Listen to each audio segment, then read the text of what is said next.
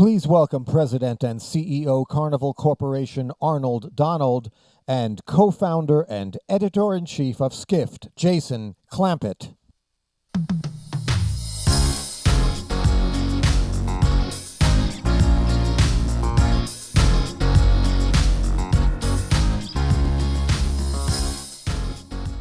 So thank you for joining us today, Arnold, and thank the crowd for joining us. It's really great to be here and see all of you.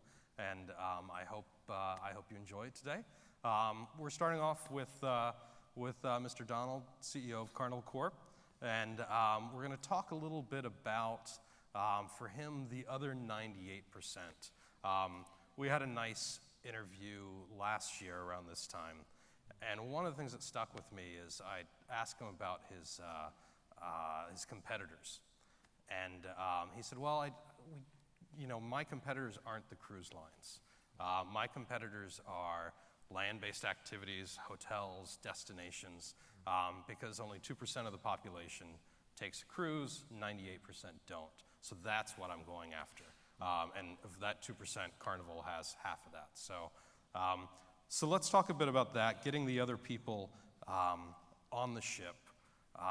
You guys have 10 brands, can have 10 different strategies. When you think about the scope of the population who's never taken a cruise, what's kind of the starting point for how do we get them on a ship? Yeah. So first of all, good morning, everybody, and Jason, glad to be with you. Thanks for the opportunity. As you said, the cruise industry is relatively small. So if you add up all the hotel rooms in the world, and that's really what he's referring to, the cruise industry, the number of cabins in the world, add up to less than 2% of the number of hotel rooms in the world. And so we're very, very small. The other thing about cruise that's pretty unique, unlike those of you in the hotel industry, is we sail full. In fact, we sail at 120% capacity because we count the two berths in the room, two beds in the room, if you have a family. So we sail full, and almost everybody in the industry sails full. So the dynamic is not actually, it's a tricky question. It's not actually getting more people to cruise. It's getting more people to want to cruise. And we do add some capacity, but we're constrained on capacity growth, which I know a lot of you in the hotel industry would like to have that problem. But we're constrained on capacity growth because there's only so many shipyards that can build cruise ships. But we are interested in creating more demand. Why? Because that's how we grow. So even though we only had 3 or 4% capacity growth over the last several years, our earnings grew 14 over 13, 25%, 15 over 14, 40-something%. And our guidance this year, we just raised our guidance in the earnings call yesterday, is 25% growth in earnings again this year. So how does that work? We create demand, and we create relative scarcity. Well, a tremendous value, much better value for what you get price-wise versus land-based vacations. And so we have lots of room to move on price. And we give people what they want when they're on board. So we're a captive audience, and if you give people what they want, they're on vacation, they'll buy it. So understanding what that guest wants and making sure you make it available. And that's how we grow. So exceed guest expectations and then create demand. And last comment there in creating demand is my personal goal for our company is to keep cruise out in the public space in a positive way all the time, so that when someone is thinking about a vacation, they have the idea of, hey, what about a cruise? Because they've heard it somewhere. And so most recently, we've just produced three TV shows. We have a fourth one going to be aired on ABC, NBC, and CW, the 3 shows that we've already contracted with. We have a full year of episodes, half-hour shows on Saturday mornings. It shows great experiences through cruise, human interest kinds of things. So anything we can do to generate positive perception of cruise and just keep it out in the public space. Mm-hmm. When you stepped into the CEO role, you were talking about positive perception. Right. It had been a bad 8 months, 9 months for cruises. It's been a little rough. A little rough. And you turned that around, I would say, a little faster than, well, I think we wrote, good luck good luck with that dumpster fire. And it was turned around relatively quickly. Yeah.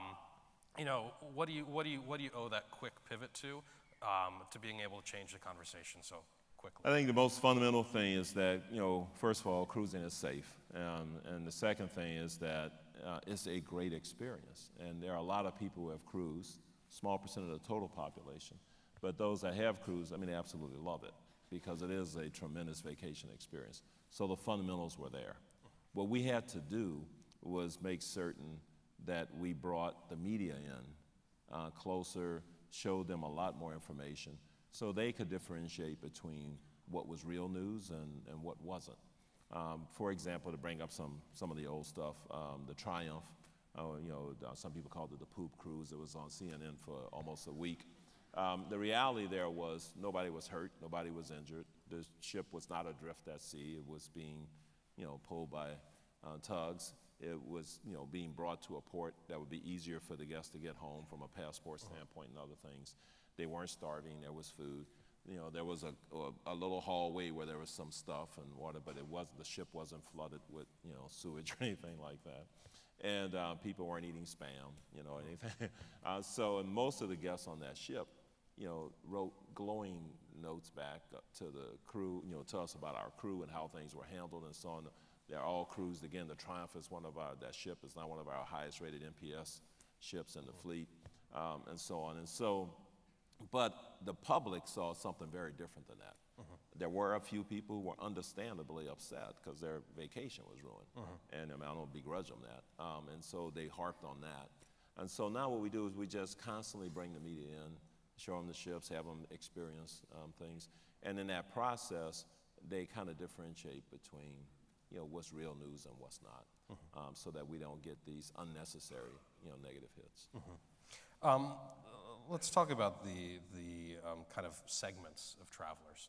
I think everybody in this audience is likely sick of the word millennial, but I'm going to mention it anyway, because if I mentioned Gen Z, I'd be angry at myself, so let's stick with millennials.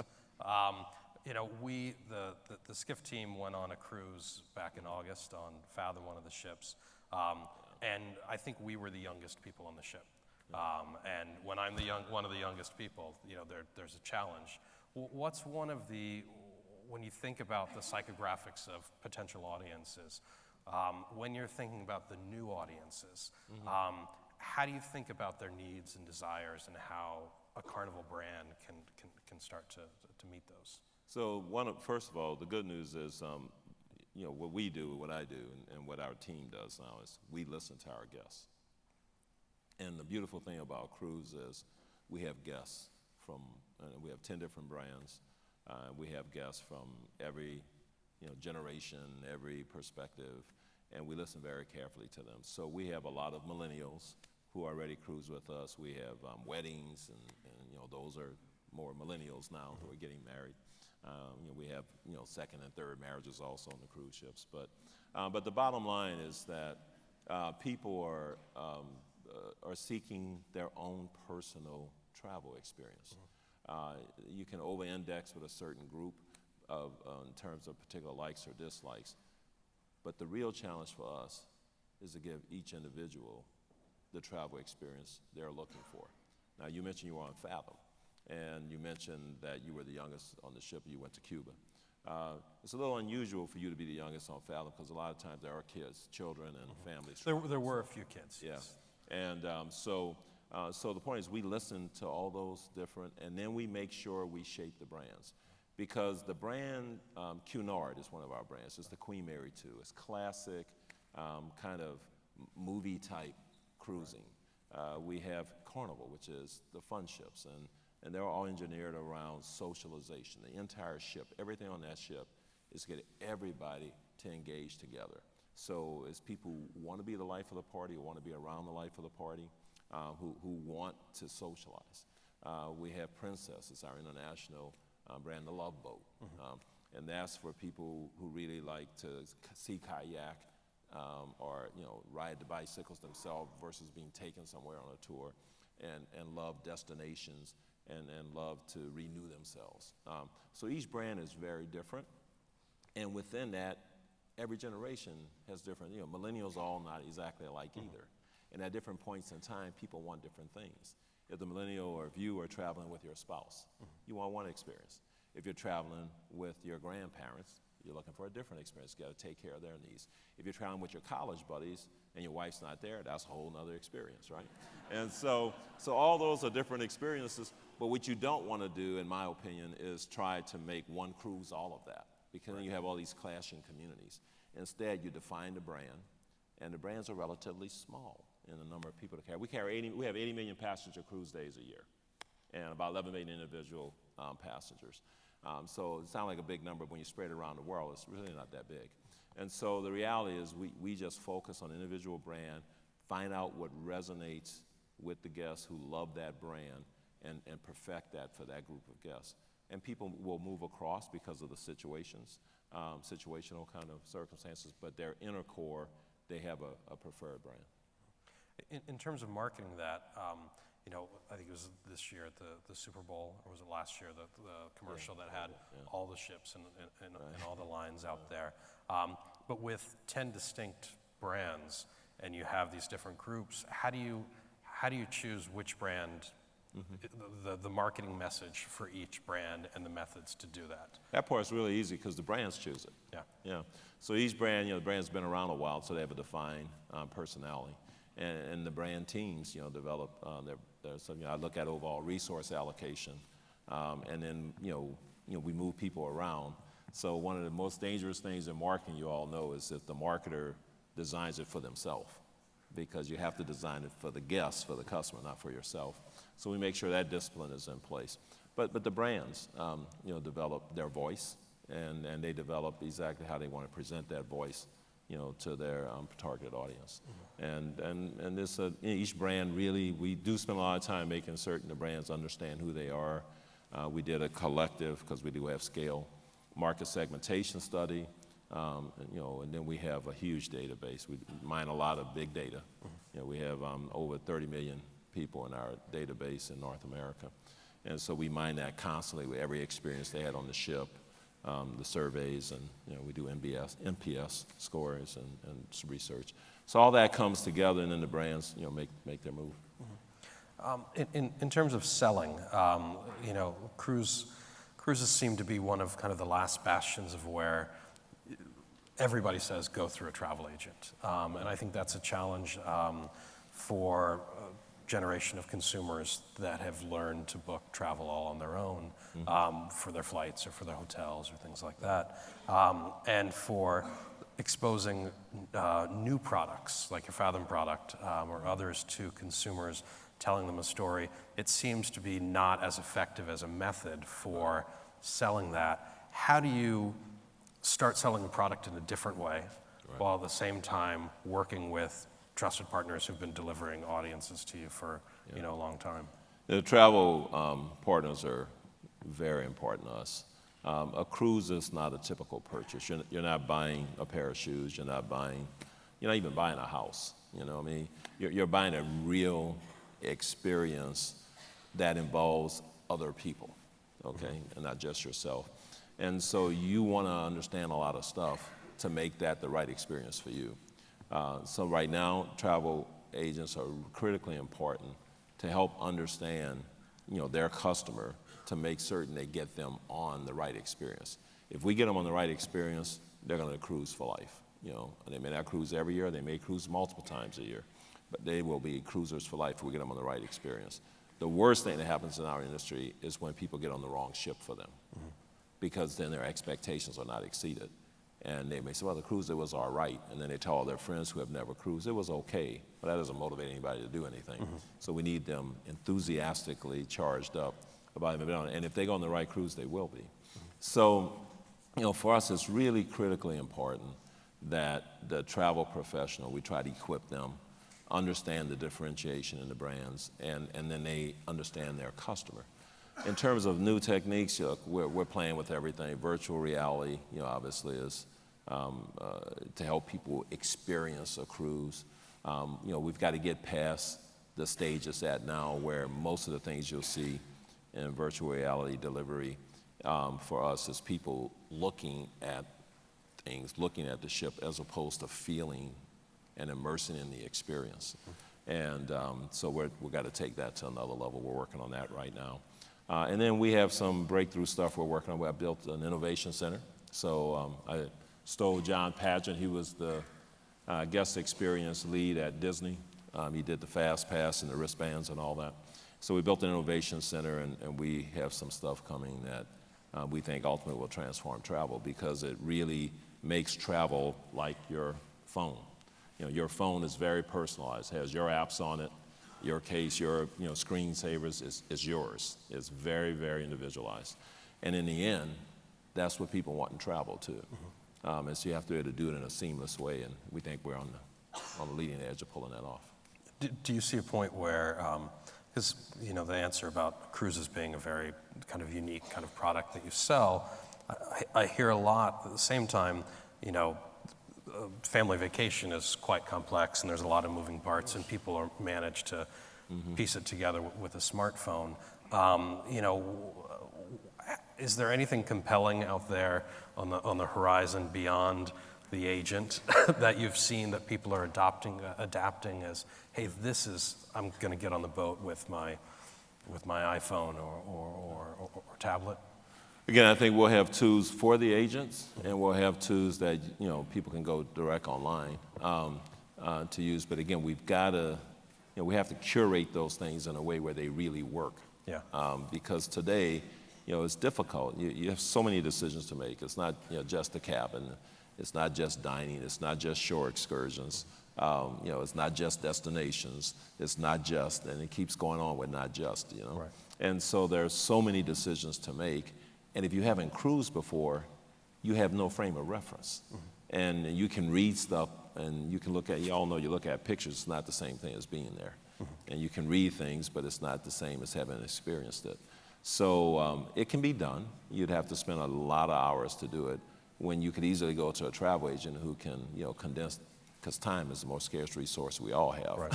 who can condense that time for you. But over time, it'll happen. But it's going to take some time because it's a very complex purchase. Right.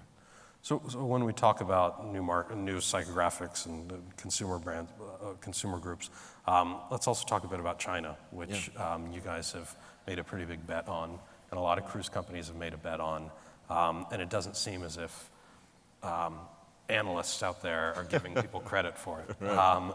What do you think is going to be the tipping point for China? In our case, for China, first of all, it's going to be the world's largest cruise market, like it's going to be the world's largest market for everything else, just sheer numbers of people. But it could be as large ultimately as the entire cruise industry is today. I mean, it's just that many people and that much opportunity. The practical reality is there's only so many shipyards. We have large addressable markets everywhere in the world that are underpenetrated. So you're not going to suddenly send all your ships to China and take them out of other markets, and you can only build so many ships a year. So it's going to be, a slow walk. And we actually signed. I was in Tianjin on Thursday last week, and we signed a deal with CSSC, which is the state-owned shipbuilding entity, and CIC is the sovereign fund. We signed a deal that will have us purchase or charter from another JV they have with Fincantieri, who builds a lot of our ships, the Italian shipbuilder, new builds for the China market.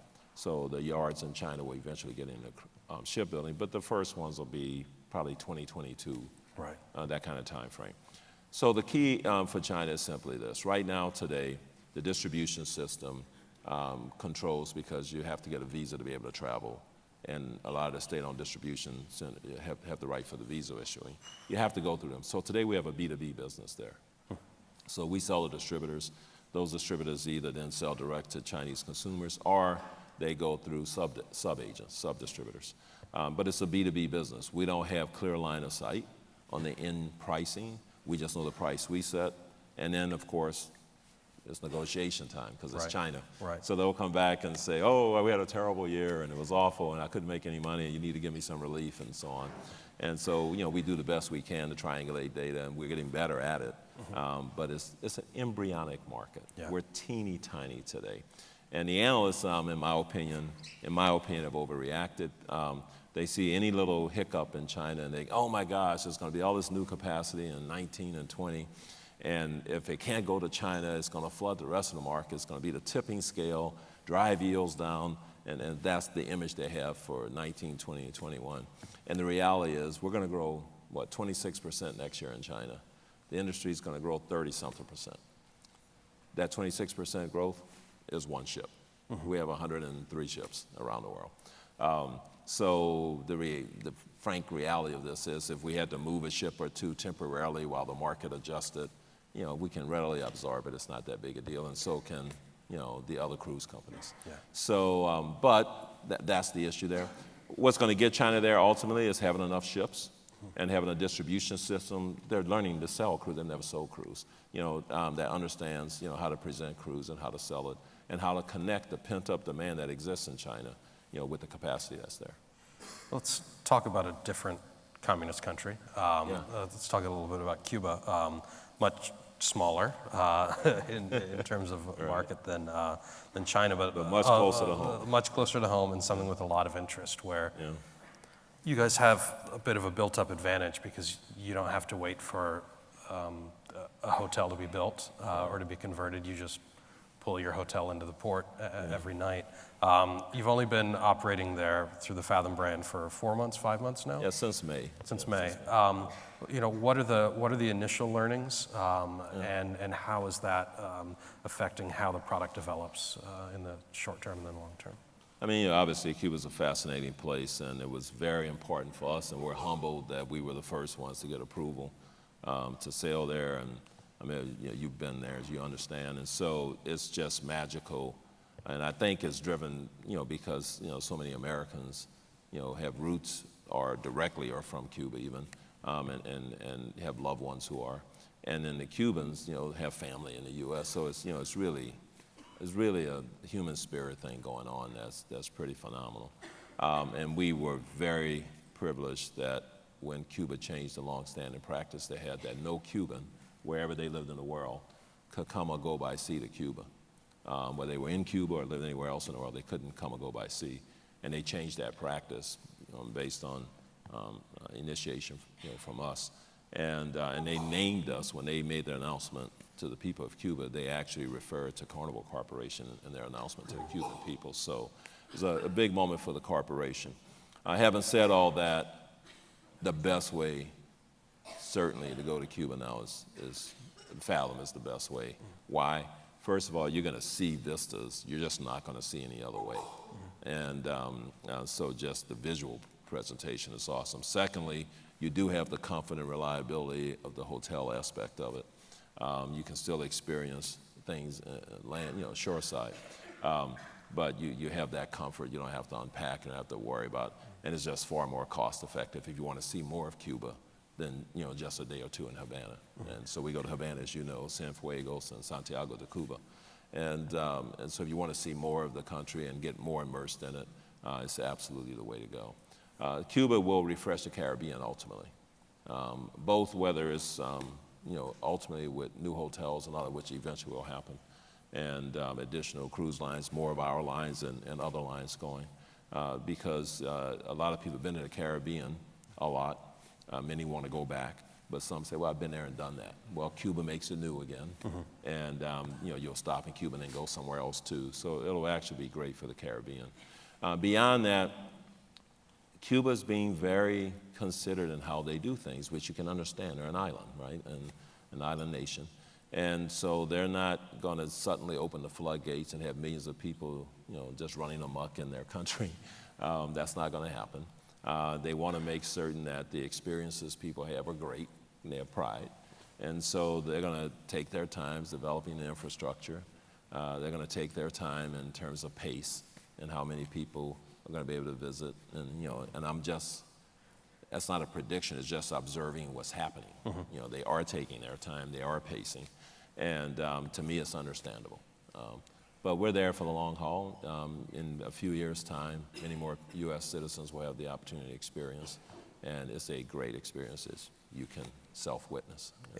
Is there a challenge communicating to cruisers especially people who've been in the Caribbean before, how this product is different. You know, the thing we talk around about in the office is that officially Americans can't have fun in Cuba.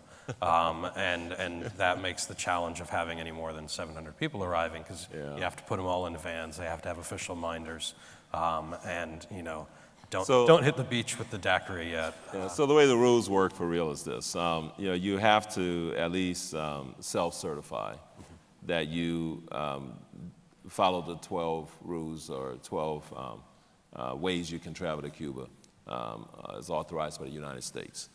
But you can self-certify that. If you go with Fathom and you participate in a number of the excursions available through Fathom, you will qualify. We've set all that up, and we keep the records and all that, so you know, you're fine. But there's other time. So you can actually do other things. It's not like everybody just goes as you went. So you can still, you know, go to a club. You can still, you know, take a walk and stroll on your own. I mean, it's not like you're captive. Yeah. And but people don't really understand. But it's still a different experience, especially if you've hit another Caribbean island, and you know, it's just kind of, woo, you know, let's go. Leave the ship and run around. But you can, you know, you can do some of that. You just need to make sure you do the other things too. Yeah. And so you have to eat your vegetables. You have to eat your vegetables. Yeah. But as long as you eat your vegetables, you can have dessert. Yeah. So. Let's talk a little bit, you know, what trends kind of outside of cruising, food, drink, experiential travel, things like that, do you think have the most potential to drive new customers to cruises? And how do you look at those trends outside of cruising and then say, hey, we've got that too? I'll answer the trend question, but what will create more cruise goers for us is just exceeding our guest expectations. You know, we have a full range of experience on board, and we have been doing that. And the more we do that, and the more effectively we have those guests share that, you know, it drives demand. Trends that we see, obviously, you know, dining today is, you know, we have the 5 chefs on our Pinot brand in the UK. We have a TV show there called Battle Chefs, and so, you know, people compete in cooking and stuff on the ships and so on. We have one of the shows we've worked on that we're launching on October 1st is a mixology kind of a show, and it takes spices and different things to come up with unique drinks that are characteristic of or sort of reflect the spirit of the locale that the ship happens to be in. So, you know, fine dining and those types of experiences, that's a trend. And so we have many more choices on board, you know, both from the food you can just get with or you can do specialty restaurant support. Thomas Keller is our chef for Seaborn, you know, per se in French Laundry. Guy Fieri does the burgers and the barbecue on Carnival. So chefs are big. Curtis Stone. There, yeah. Curtis Stone is you know, our guy on Princess, and Norman Love does the chocolates, and so, you know, that's a big deal for us, is the whole food experience. The other thing we find is, again, this area of personal connection and personal adventure and activity. So, you know, Seaborn, we go to Antarctica, where you get in the Zodiacs and you go out, and it's a phenomenal experience. Anybody that's ever been to Antarctica, you know what I'm talking about. Everybody feels this sense of human spirit.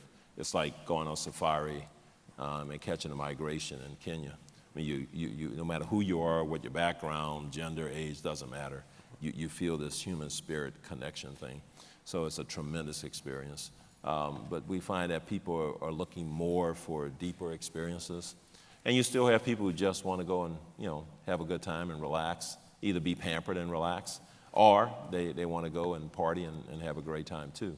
So we have products for all of those. Last question.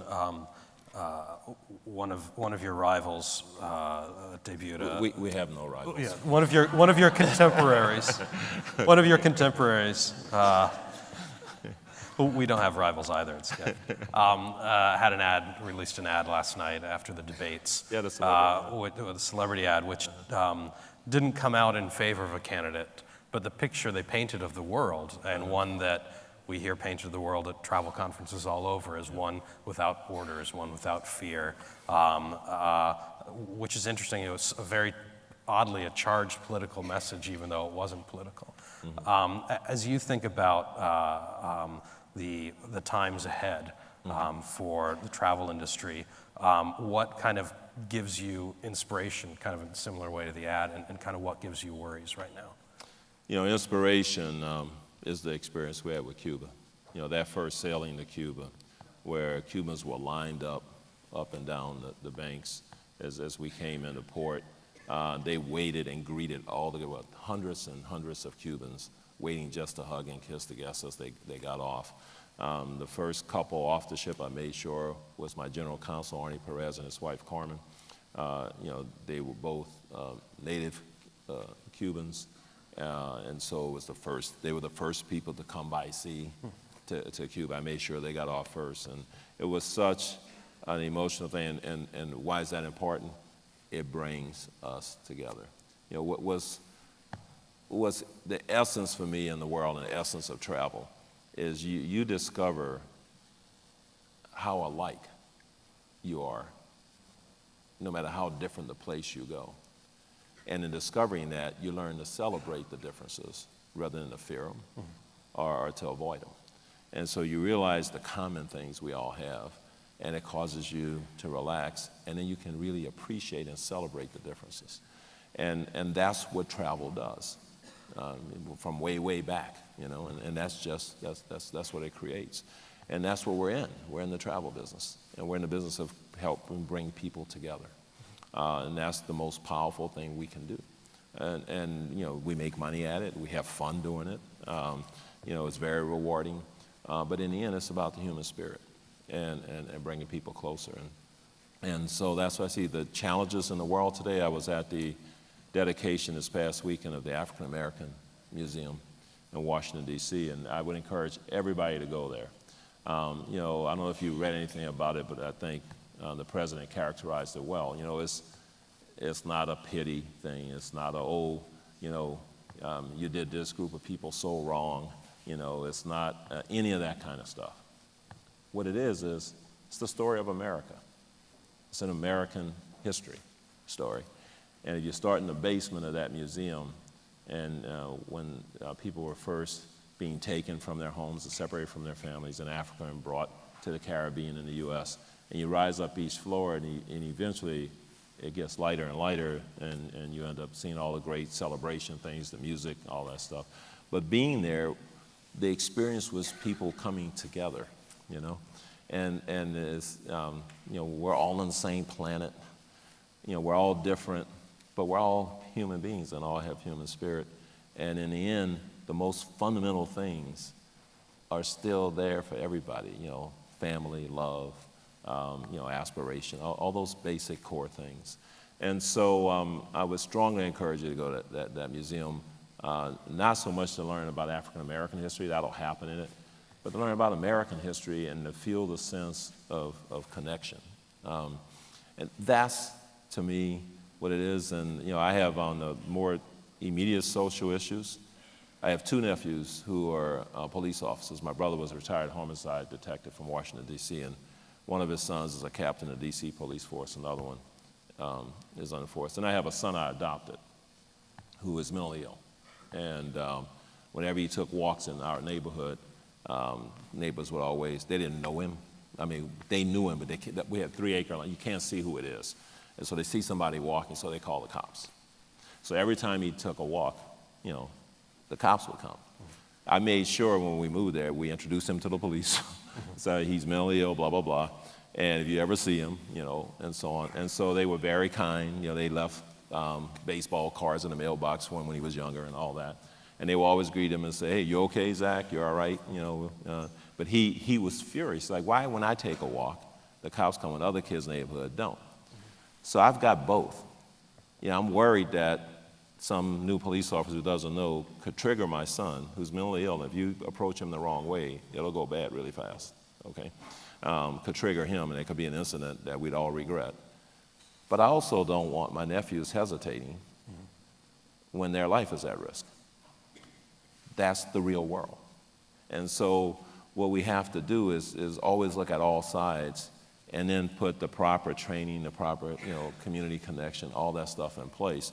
Police officers need better training. They need to be more sensitized. They need to know how to de-escalate. At the same time, they have to be reminded not to relax, because bad things can happen there.